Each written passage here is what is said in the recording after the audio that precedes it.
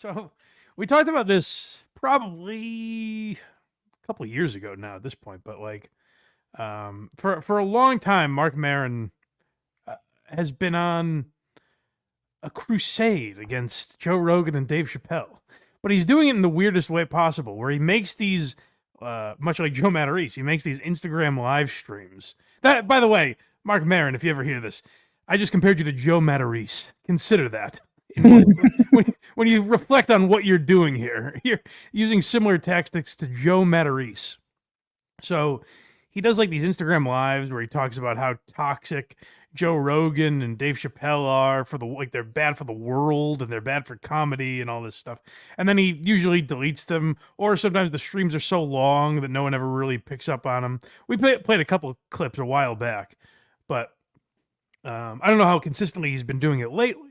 But he had Neal Brennan on. Neal Brennan's making the rounds promoting his new Netflix special, and he has Marc Maron on, and Neal Brennan on, and Neal's friends with Rogan and Chappelle, obviously. So Maron can't wait. This is like pretty much right out of the gate. He can't wait to get shots in at Rogan and Chappelle that I found pretty interesting. All comedians, basically. No, I got what you were doing, and I liked how I don't know if I liked it, but you were very diplomatic about Joe. You wrote a line, but you made sure that it was going to be funny, even though you were saying, why are people turning to the clowns for moral guidance? Yeah, why? How bankrupt are other categories of leadership, religious, pretty corporate? bankrupt. Yeah, entirely. Yeah. Government. That finally someone said, has anyone asked the clowns what they think? It's the dumbest. Well, real quick, I watched Neal's special, and it's a funny bit, and it's not at all shitting on Rogan and Chappelle. The angle is actually like, hey, we're comedians. We're silly goofballs. Why are you guys reporting these stories like politicians said it? You know? Like, why are you looking at Dave Chappelle's thoughts on trans people or Rogan's thoughts on the vaccine? Why are you using those like it's lawmakers commenting on these things? That's the bit that Neal is going with. But Maron so badly wants it to be something else so he can shit on these guys with him. That, like, what does transgender issues? Has anyone asked the guy who played Rick James what he thinks of Well, you don't have to ask him. He's going to guide the cultural dialogue all by himself. Well, again, I would argue that's a failure of the culture itself. Yeah, that's Neal's whole point, but you can tell Maron like desperately wants it to be. Even he's annoyed. He goes, "I'm not sure if I liked it, but you were very diplomatic about Joe Rogan." It's like, so you would have rather Neal spend time on his special being like, "Fuck Joe Rogan." That's what would have made a better comedy special if he was mean to Joe. That's what you wanted, Mark. Like, Mark just seems like a bitter guy, and I thought the point of this podcast was to get him, like, I thought he was getting healthier, like he was getting in a better state of mind. Wasn't that kind of the thing for a while, where he was airing out all his grievances with these people, and it was kind of leading him towards a better place? It's like you could call it fixing Mark. Boy, there's a lot more similarities than we realized, I guess. But yeah, there is, like, I don't know why Maron is so bitter. I guess, and maybe that's good, like having that kind of competitive thing where Maron was the #1 podcaster for a little while, and Joe passed him, I mean, so drastically. Oh, yeah. You know what I mean? Like, Joe flew by him. Now, Maron's still got, obviously, a huge podcast and does very well. So I don't know why you can't just take solace in that. But there is a clear jealousy when he looks at these guys, and he keeps thinking, like, why don't I have that? That was a terrible Maron, and I won't do it again, I promise. That was a Joe Matarese. Yeah.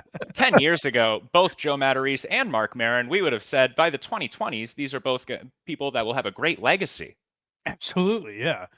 But no, Maron is just hung up on this stuff, and he gets more into it, and he stops using Rogan and Chappelle's names, but you can tell he's talking about them as well as mixing in some other people. My point was dumbfounded by that. My point was, I don't think it should be our responsibility to guide society. But that's clickbait journalism's fault. Agreed. And and also I can't really fathom the tribalization of the business. That there is this ideological. There's a group of quote unquote comedy fans who never shut up, and they don't know anything about comedy, and they're just serving as this sort of like this tidal wave of kind of like homogenized thinking around what comedy is and what liberals are and what woke is and all this other shit, and it's just bothersome. That it's just hold on. So is that really what's bothering you, Mark? That fans of comedy don't know the business as well as you? Are you sure that's what's bothering you? Like, he's like, oh, these fans of comedy that won't shut the fuck up. Well, Mark, that's Twitter. There's fans of sports that won't shut the fuck up. There's fans of politics that won't shut the fuck up. There's fans of everything that won't shut the fuck up. That's what social media is. I mean, just turn it off, I guess, if you don't like it, but people talk about what they like. So if you're mad that there's a lot of Joe Rogan fans, that's what's weird about this, is like, essentially what he's saying, and he won't come right out and say it, but basically what he's saying is like, I'm mad that being a Joe Rogan fan is much more mainstream than really any other comedian in history when you think about it. Because even like, if you look at the huge comedians, like you had Dice and Steve Martin and Dane Cook and these people, but there were kind of like blips on the radar as far as stand-up careers go. Like Steve Martin, who had the longest career of the guys I mentioned, was only a stand-up for a short time, all things considered. So like the idea that people have this fan base around stand-up is a relatively new idea. And Mark is mad that Joe is kind of at the forefront of that and created a culture where, you go down to the mothership and see a certain brand of comedian, I guess, which isn't true, by the way. You see all kinds of comedians at the mothership. But I think in Mark's mind, the mothership is all guys telling Joe Biden to fuck himself. Telling the Dems to shut up.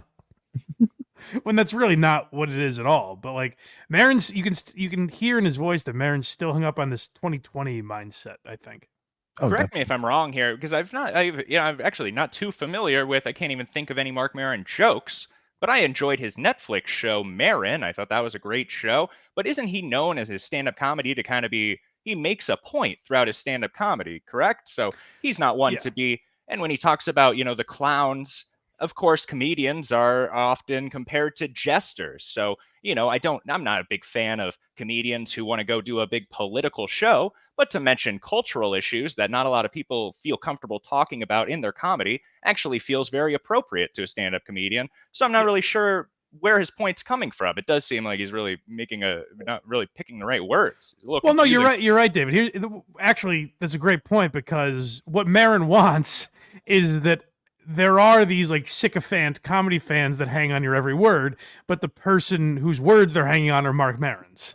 That's what this is. All comes down to bitterness and jealousy. Like, it's very funny to watch to me. And he keeps trying to get Neal on his side, which Neal is kind of like, yeah, I get what you're saying, but also like, Joe and Dave are my friends, Marc Maron will be remembered still for some of the great podcasts that he did with celebrities that are now dead, just like Gilbert Gottfried and some of these old, so whatever the case is, he still has a great legacy, I think. For sure. I think he's a great podcaster. He had Barack Obama on, He did, yeah. Like, you've achieved things, Mark. Jesus. And yeah, I always use his clips on Why Are You Laughing? Like, that's one of my go-to searches when I'm looking for comedians' interviews, because I think he is a very good interviewer. One of the few times you can find the creator of Zoolander, Drake Sather, being talked about at all in the last 10 years is Marc Maron's podcast. There you go. It's a feather in his cap. That's right. But it continues here. Organized trolling entity that supports, a handful of comics and a way of thinking about comedy, and they're aggressively trying to take over the country. Yeah, I would largely agree with that. And the problem with that is, like, the pantheon of comedy is fragmented, and show business is fragmented, and now it's just a fucking free for all. And that's why certain people with the loudest mouths, who proclaim to have the right way of thinking, just take over culture because they're assholes. I've thought about this on the way. Well, Neal actually points out to him too, is like, yes, show business is fragmented. That's why you're as big as you are. Like, don't you get that? kind of, you know? I don't think he got it. Like the reason Marc Maron's a big comedian and has a massive podcast is because we live in today's society. Whereas you look at, 30 years ago, like Air America failed because that's just not what the world was looking for at the time. Like when Marc Maron was on the radio, it didn't work because he wasn't able to find his audience. Because of the internet, Maron was able to find his audience. And Neal Brennan points out to him, like, pretty much everyone that would like Marc Maron has found him because they're able to. Where in 1985, that just wouldn't happen. There's people that would have been fans of Gary Shandling or whatever. They just didn't realize they would be because that's just not how the world worked, But yeah, Maron doesn't get that through his head. There's a lot of jealousy that rules his life, and he hates that. What he really hates is that like Chappelle and Rogan control the dialogue more than he does, I think. Yeah. And he also doesn't like when people are at MSG. No, that's a big sticking point. He's very jealous about all these arena acts now, and you can tell that he looks down at most of them now. I feel like he's talking about Andrew Schulz here. Schulz and Reif were the ones that came to my head. Reif but Reif doesn't try to be political. That's true. That's so true. I'm assuming he's talking about Andrew Schulz, but you guys judge for yourselves. Neither does his writers. Nicely done, David. But I mean, that was a big fucking deal. Mm-hmm. Here, like, there's people I don't even know playing Madison Square Garden. And no one knows except their fans who they have accumulated on TikTok. So there's it's not a hierarchy thing, but the status of it is fragmented. Like I agree with it, but I would also agree that you've benefited from a bifurcated market. Did I? Yeah, I think you benefited from. You're not for everybody, but everyone that was possibly going to like you found you. Now, that's true. Sure. Which I don't think that's any different. I'm not saying do the garden, but you did. You did the Beacon, and sure. you've done like other. Yeah, I'm not. That's not my complaint. My complaint is that the worst, seem to amass the most. I'm very specifically troubled by the hackneyed and ridiculous idea of anti-woke, and like I might get canceled. It's like, yeah, it's hack. It's also a completely straw man argument that you've made up. Like, if you look at even the comedians that I think he's talking about, like, other than maybe Schulz and Rogan, but like, I think pretty much everyone has kind of backed off that. You don't hear a lot of that now, even from the best stand-up in the country, in my opinion, who got canceled, like is the go-to example of someone who got fucked over by cancel culture. He doesn't harp on that stuff. Shane Gillis. Right. So like, I don't know who Maron's talking about here, unless it's two guys, which if it's Rogan and Schulz that he's bitching about, that's not a cultural problem. That's two individuals that you're mad that they're more popular than you, which is pretty weird. Like that, like Maron has made this complete straw man argument where he's like, the culture is going to these guys, and Neal Brennan has to sit there and convince him. Like, that's the kind of sad part about it, is Neal has to be like, hey man, you've played the Beacon, like you've done things. And Maron's like, I know, but Andrew Schulz is more successful than me. Like, yeah, but you're more successful than 99.999% of people who have ever tried stand-up, Mark. Isn't that enough? You don't have to be this bitter. Does Marc Maron not care about his show credits? Hasn't he written a book? These are things that also represent success. Absolutely, yeah. But no, he's hung up on, like, I think some people look at Schulz selling out MSG or Rogan getting $250 million from Spotify and think, why don't I have that? Oh, Which it's because again he is hasn't like, had enough MMA people on. That's right. Yeah. But it's a very stuttering John, Joe Matarese type thing to be counting other people's money. And it's kind of sad to see Marc Maron do it, like a guy that's that successful. You can hear it in Neal's voice. He's like, this feels like Thanksgiving with my brother. Yeah. Oh, wow, I didn't even think of that angle. Where he's like, fuck, I'm sitting across from Kevin, just bitching about how this guy has more than he does. Next we got morons. Oh, yeah. Well, this is obviously the problem is that society likes shitty comedy rather than rather than just like further diagnosing the problem. The big problem is that there is a certain school of comedy / cultural criticism that is enabling morons to think they're smart. And, Right. I think that's the biggest problem with culture is that there are people that are fundamentally sort of uneducated, not that great at critical thinking or even rational thought, that will believe just about anything if it's delivered to them with enough force and something they can relate to. And then they just move through the world confidently, spouting bullshit and working against the common cause. Yeah, I guess. Yes, I agree with that. Now, who's to blame for it is a way longer, more complicated discussion. Is it? Yeah, because I think it begins it's like an Adam Curtis documentary where it's like, Now, isn't he talking about the art of making people laugh? Yes. Okay. Yeah, he's talking about comedy, but no one's as real as him, man. No one gets it the way Mark does. It sounds like he's bitching about preachers or something. Well, here's my issue with what Maron's saying is like, and I've backed off on talking about this, as I think most people have, other than like political pundits and stuff. But like, I cared a lot about all the cancel culture stories and all that stuff, and largely it's died down, so I don't talk about it as much anymore. But I think to say that wasn't a culture of trying to cancel people is incorrect. Like, there was that, and there still is some of that. You just saw it with Ryan Whitney this week, where it's like the instinct by people, and I think this is a cultural thing, the instinct was to go to New Amsterdam, who makes Pink Whitney, and say to them, you should drop Ryan Whitney. You should not work with him anymore. To me, that's a cultural issue because for years now, we've said, hey, you should attack people's employers to pressure them into fire. And there's an example. It's happened. I worked for a guy that it happened to. Like it exists in society, Mark. I'm sorry if you don't think it happens.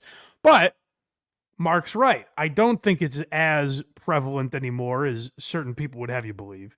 So if that's your argument, then I would also say these people online who listen to Joe Rogan and think they're smarter than they are, well, that's not a cultural issue either. That's only a small percentage of people. That's anecdotal. So you can't have it both ways, where it's not a societal issue when you don't want it to be, and it is when you don't like it. Like that's my issue with this whole Maron rant and this thing he keeps going on. Like, this is, when's the last time we talked about Maron? 2 years ago, probably? Probably. And he's still on this Chappelle Rogan thing. Like, Chappelle and Rogan are ruining culture. Chappelle's special came out and didn't get a tremendous amount of buzz. Like, there wasn't a lot of talk about it. It's because he left the trannies alone. Jesus, Craig. Or transgender, sorry. My apologies. Good Lord. Craig's part of the problem that Maron's talking about. That's a societal issue. I think that's the second time you've really pulled me back here today, Craig. Jesus. It's something in the first 20 minutes. I recall looking at the time and saying, well, at least it wasn't so early, but you said something really dramatic twice Isn't today. that tag New Amsterdam in these complaints? I didn't even catch the first one. Jesus. What was the first one? I didn't write it down. Yeah, we don't need to repeat it. Oh. Okay. God help me if somebody would have found me with that written down. Oh, Jesus. All right. Well, you know what? I take it all back. Craig has proved maybe Maron's got a point. Marc Maron, the white Cat Williams. Let me tell you something, Neal Brennan. I want to be an arena act. Not I am. Yeah, I want to. I wish. This is the last clip here, is him being played. Okay. Oh no, this is us being played. I think society. Oh, yeah, I think he uses that word. Yeah. If I have any empathy about it at all, it's that I do think that a lot of comics are being played to fit in, appropriated by the sort of right-wing momentum. Mm-hmm. By you think otherwise? Well, they're making a lot of money. They don't give a shit. Yeah. But the whole anti-woke thing is really just a right-wing talking point. It's a wedge issue. Yeah. And now there are people that we know who have decided that is their ideology. And I see that as being played. Yeah, I would agree. And but they're making good money. Yeah, and that's what's really important. And I hope the damage isn't as it's going to be massive bad. as you and I think it's going to be. It's going to be bad, dude. Like, what is he talking about? Who is he talking about? I don't know. Neal Brennan's no better either, really.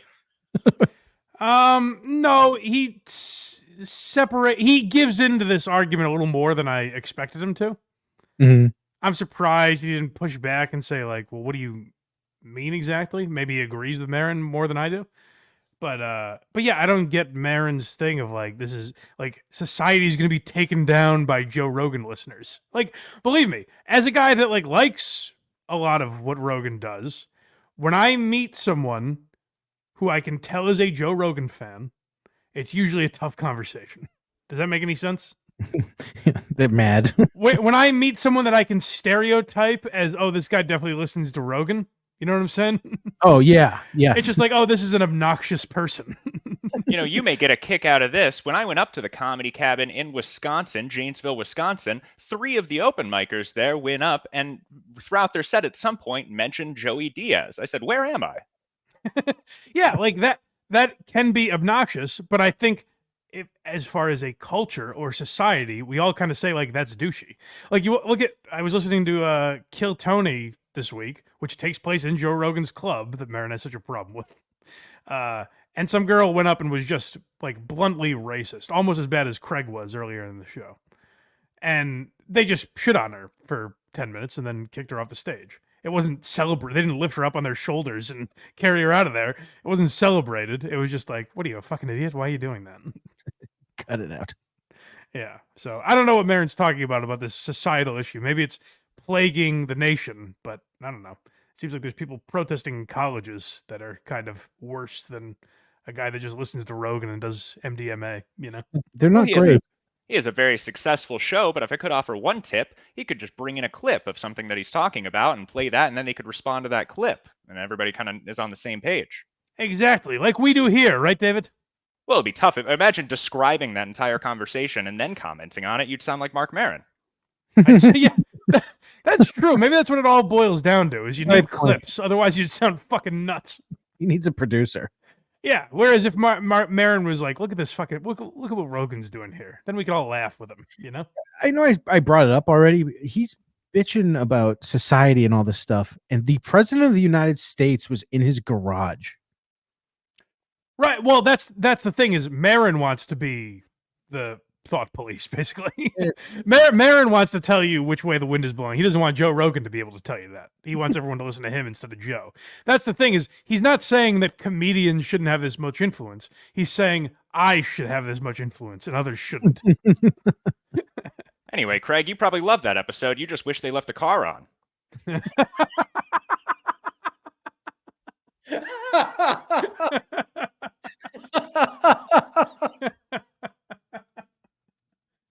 Very good, David. I don't want any president to be assassinated, especially by Marc Maron. Thank God you're finally cleaning it up. That was funny. All right. Moving on to other comedians with